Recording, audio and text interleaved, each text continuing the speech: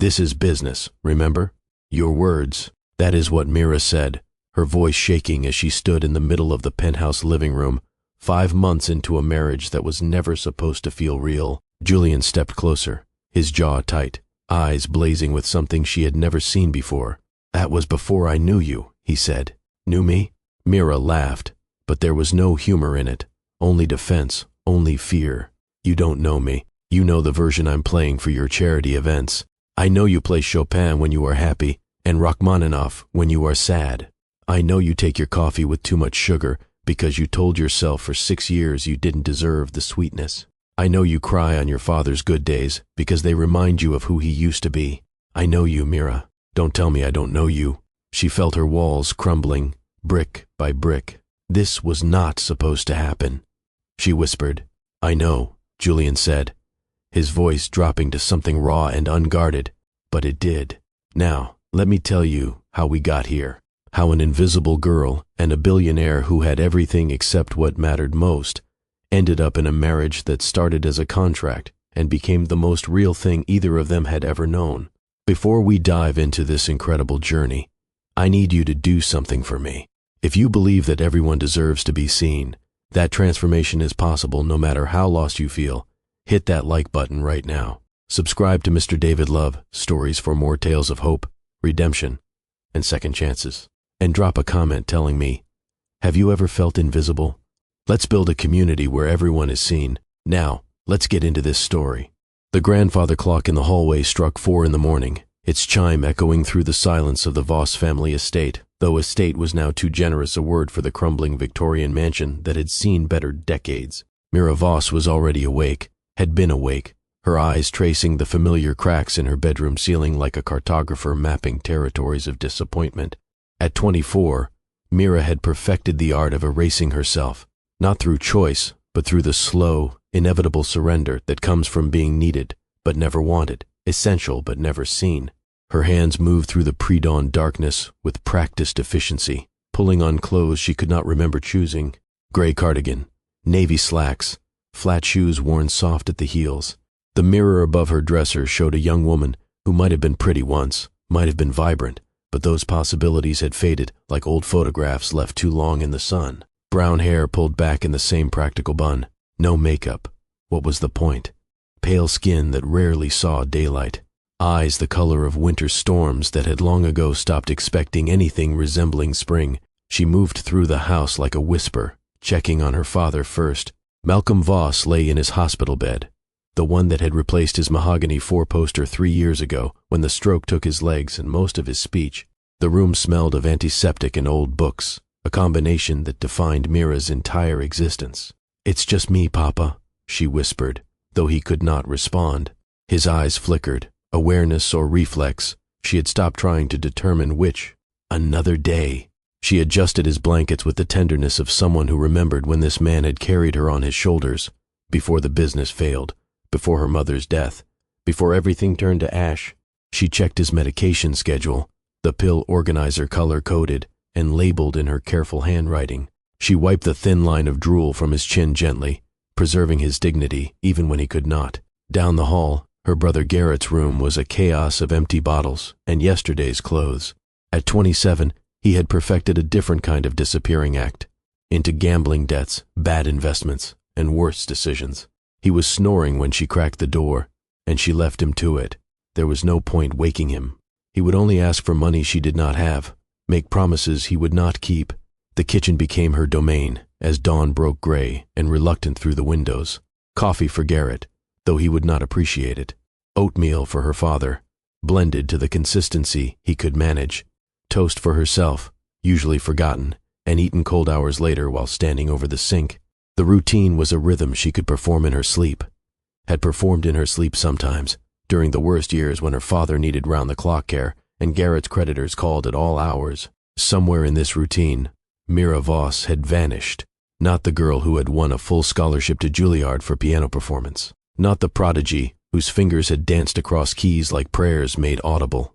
Not the young woman whose acceptance letter to the prestigious music conservatory still sat in a drawer upstairs, yellowed and obsolete, dated 6 years ago when her mother's cancer diagnosis changed everything. I will just defer for a year, she had told herself then. 18 and naive enough to believe life would wait for her dreams, just until Mom gets better. But her mother did not get better, and her father, drowning in medical debt and grief, made increasingly desperate business decisions until the stroke felled him like an ancient tree. And Garrett, golden boy Garrett with his charm and his promises, sank deeper into the quicksand of his own failures, always needing one more bailout, one more second chance. Mira had learned not to count the second chances she had given up for his. The piano in the front parlor sat like a coffin, lid closed, keys untouched for so long they had probably gone out of tune. She avoided that room now. Walking past it required a specific kind of numbness she had cultivated, the ability to kill parts of yourself so efficiently that you stopped feeling the amputation. By 8 o'clock, she was at her father's bedside with his breakfast, coaxing spoonfuls between his lips while reading aloud from the financial section of the newspaper. He had insisted on this ritual, even after he could no longer respond, and she maintained it like a priestess tending a dying religion. The words washed over both of them. Stock prices, market fluctuations, merger announcements. Her voice was soft, flat, emptied of inflection. Local tech solutions acquired by Grayson Industries for an undisclosed sum, she read, not really processing the words. CEO Julian Grayson continues his expansion into... Her father's hand twitched. Not unusual, but something in his eyes sharpened. She paused. Papa? His mouth worked, struggling. After 3 years, she had become fluent in his fractured attempts at communication. This was urgent. She leaned closer. Gray, son, he managed, the syllables costing him visible effort. Grayson Industries? You know them? Another twitch, which she had learned to interpret as yes. His working hand, the left one still partially functional, fumbled toward the nightstand. Mira followed his gaze to the drawer she had organized 1,000 times, but never really examined. Inside, beneath old medication bottles and forgotten reading glasses, was a leather portfolio she did not recognize. The documents inside were ancient by business standards, 15, maybe 20 years old. Contracts, partnership agreements, stock certificates. And there, in faded ink, Malcolm Voss and Jonathan Grayson, founding partners of what would eventually become Grayson Industries. Mira's hands trembled as she read. Her father had not just known the Graysons, he had been there at the beginning, had invested the last of the Voss family fortune into a tech startup with his college roommate. These certificates, if they were still valid, represented a stake in what was now one of the most powerful corporations on the East Coast. Papa, why didn't you? She started. But the answer was obvious. The stroke had taken his ability to communicate, and by the time it happened, who was there to tell? Garrett. Who would gamble away anything of value? The lawyers who had already picked over the estate's bones during bankruptcy proceedings?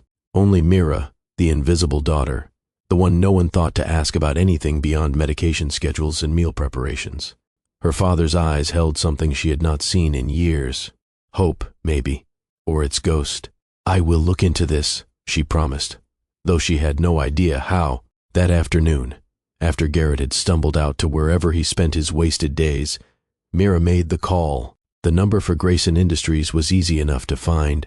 Getting past the layers of receptionists and assistants was less so. I need to speak with someone about original stock certificates, she explained for the 4th time. To the 4th gatekeeper, my father was a founding partner. Please hold. The classical music that played during the wait was Chopin, Nocturne in E-flat major. Her fingers unconsciously played the notes against her thigh, muscle memory from a life ago. She was so lost in the phantom performance that she almost missed it when the hold music cut off. This is Julian Grayson. The voice was dark silk, textured with the kind of authority that came from never being questioned. My assistant said you are calling about founding partnership certificates? Mira's mouth went dry.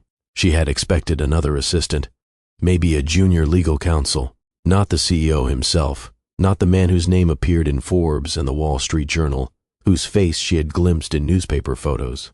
Sharp features, intense eyes, the kind of presence that translated even through newsprint. Yes. My father is Malcolm Voss. He has documents showing Malcolm Voss. The name seemed to hit him physically. She heard the change in his breathing. Is he? How is he? The question surprised her. There was something genuine in it.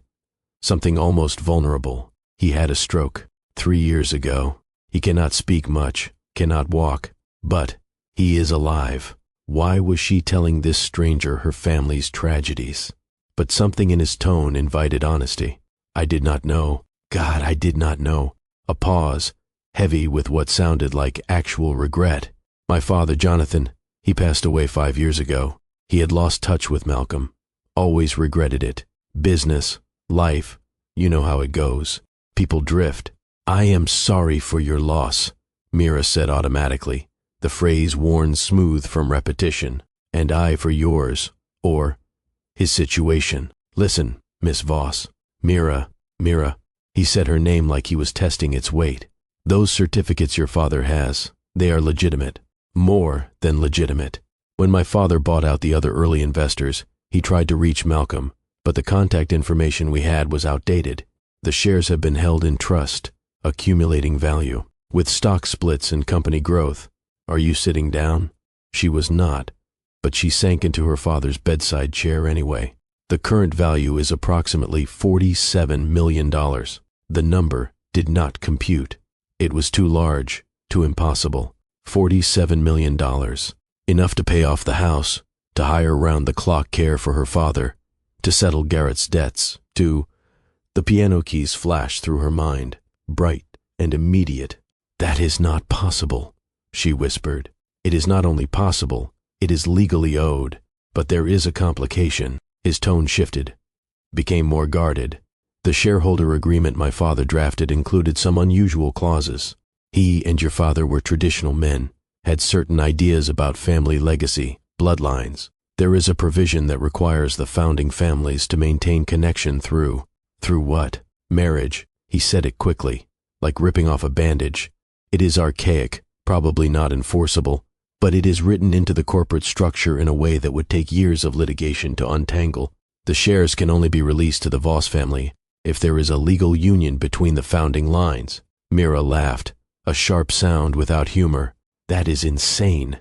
Completely, he agreed. But here is the thing. I need those shares back in company hands. We are going public next quarter, and having a major stake in uncertain ownership creates complications.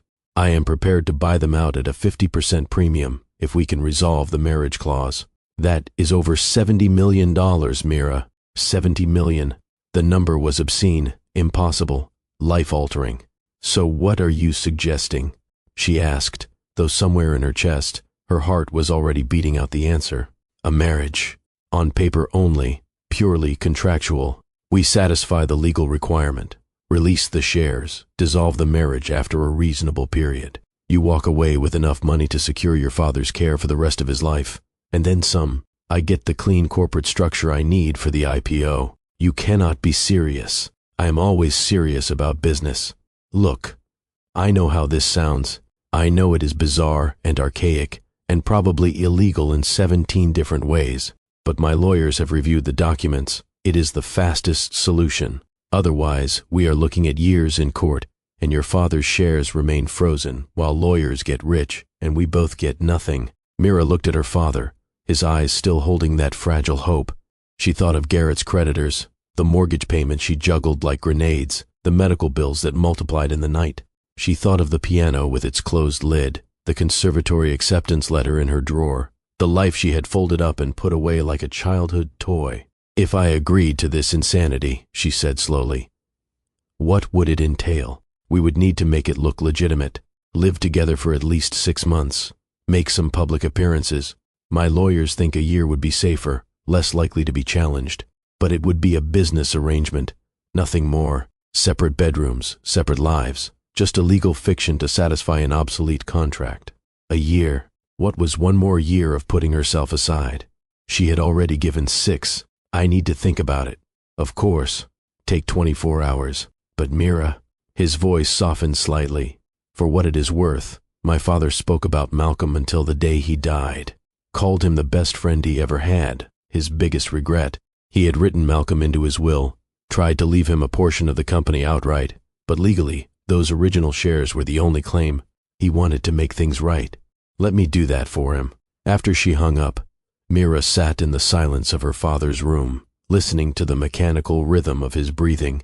The offer was crazy. Marry a stranger, a billionaire CEO, a man who lived in a world so far removed from her gray existence that they might as well be different species. But when she looked at her father, when she thought about actually having the resources to get him the best care, to stop juggling and surviving and slowly drowning, when she imagined, just for a moment, having the freedom to remember who she used to be. "What should I do, Papa?" she whispered.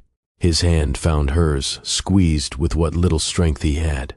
His eyes moved to the piano visible through the doorway, then back to her face. The message was clear. "Liv, can you believe this twist? A marriage clause from decades ago that could change everything. If you are as hooked as I am, show some love by smashing that like button. And here is a question for the comments. Would you enter a fake marriage for financial security and a chance to reclaim your dreams? Be honest. Do not forget to subscribe. This story is about to get even more intense." She called Julian Grayson back in 18 hours. "I have conditions," she said, before he could speak. "Name them."